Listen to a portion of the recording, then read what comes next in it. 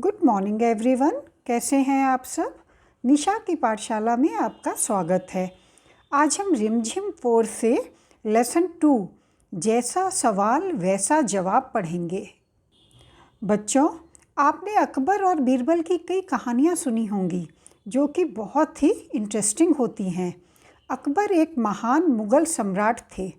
बीरबल उनके दरबार में एक मंत्री और सलाहकार थे। बीरबल बहुत ही बुद्धिमान और चतुर थे। उनके पास हर सवाल का जवाब होता था। वे राजा अकबर की हर परेशानी को तुरंत दूर कर देते थे, इसलिए राजा बीरबल को बहुत पसंद करते थे। ऐसी ही यह कहानी है, जैसा सवाल वैसा जवाब। बच्चों, आप लोग भी अपनी बुक निकाल लीजिए और मेरे साथ साथ पढ़िए। तो आइए कहानी पढ़ते हैं। बादशाह अकबर अपने मंत्री बीरबल को बहुत पसंद करता था। बीरबल की बुद्धि के आगे बड़े बड़ों की भी कुछ नहीं चल पाती थी। इसी कारण कुछ दरबारी बीरबल से जलते थे।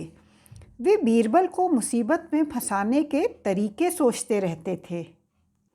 अकबर के एक खास दरबारी ख्वाजा सरा को अपनी विद्या और बुद्धि पर बहुत अभिमान था।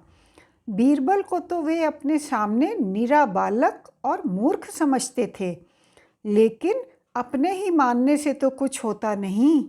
दरबार में बीरबल की ही तूती बोलती और ख्वाजा साहब की बात ऐसे लगती थी कि जैसे नक्कार खाने में तूती की आवाज़।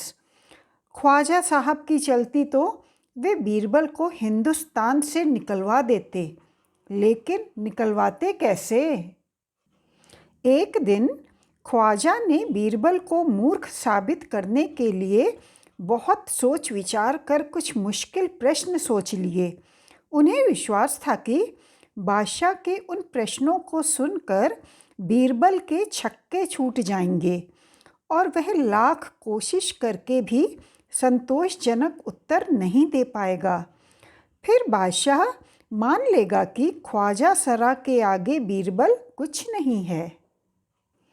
ख्वाजा साहब अचकन पगड़ी पहनकर दाढ़ी सहलाते हुए अकबर के पास पहुँचे और सिर झुकाकर बोले, बीरबल बड़ा बुद्धिमान बनता है, आप भी उसकी लंबी चौड़ी बातों के धोखे में आ जाते हैं।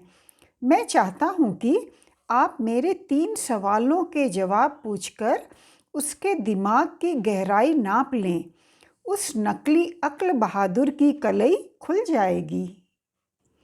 ख्वाजा के अनुरोध करने पर अकबर ने बीरबल को बुलाया और उनसे कहा, बीरबल, परम ज्ञानी ख्वाजा साहब तुमसे 3 प्रश्न पूछना चाहते हैं। क्या तुम उनके उत्तर दे सकोगे? बीरबल बोले, जहाँ पनाह, ज़रूर दूंगा, खुशी से पूछें। ख्वाजा साहब ने अपने 3 सवाल लिखकर बादशाह को दे दिए। अकबर ने बीरबल से ख्वाजा का पहला प्रश्न पूछा, संसार का केंद्र कहाँ है? बीरबल ने तुरंत ज़मीन पर अपनी छड़ी गाड़कर उत्तर दिया, यही स्थान चारों ओर से दुनिया के बीचों बीच पड़ता है। यदि ख्वाजा साहब को विश्वास ना हो तो वे फीते से सारी दुनिया को नाप कर दिखा दें कि मेरी बात गलत है। अकबर ने दूसरा प्रश्न किया, आकाश में कितने तारे हैं? बीरबल ने एक भेड़ मंगवाकर कहा, इस भेड़ के शरीर में जितने बाल हैं उतने ही तारे आसमान में हैं। ख्वाजा साहब को इसमें संदेह हो तो वे बालों को गिनकर तारों की संख्या से तुलना कर ले।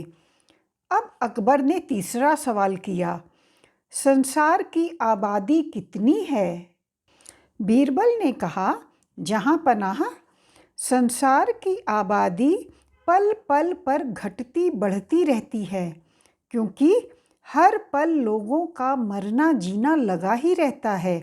इसलिए यदि सभी लोगों को एक जगह इकट्ठा किया जाए तभी उनको गिनकर ठीक ठीक संख्या बताई जा सकती है। बादशाह तो बीरबल के उत्तरों से संतुष्ट हो गया, लेकिन ख्वाजा साहब नाक भौं सिकोड़कर बोले, ऐसे गोल मोल जवाबों से काम नहीं चलेगा जनाब। बीरबल बोले, ऐसे सवालों के ऐसे ही जवाब होते हैं। पहले मेरे जवाबों को गलत साबित कीजिए, तब आगे बढ़िए। ख्वाजा साहब से फिर कुछ बोलते नहीं बना। तो ये थी कहानी जैसा सवाल वैसा जवाब। इस तरह से बीरबल ने यह साबित कर दिया कि उनके पास हर सवाल का जवाब है। वीडियो पसंद आया है तो वीडियो को लाइक, शेयर और चैनल को सब्सक्राइब कर दीजिए। आप सब खुश रहिए, अपना ध्यान रखिए। फिर मिलते हैं एक नए वीडियो के साथ। तब तक के लिए बाय एंड थैंक यू।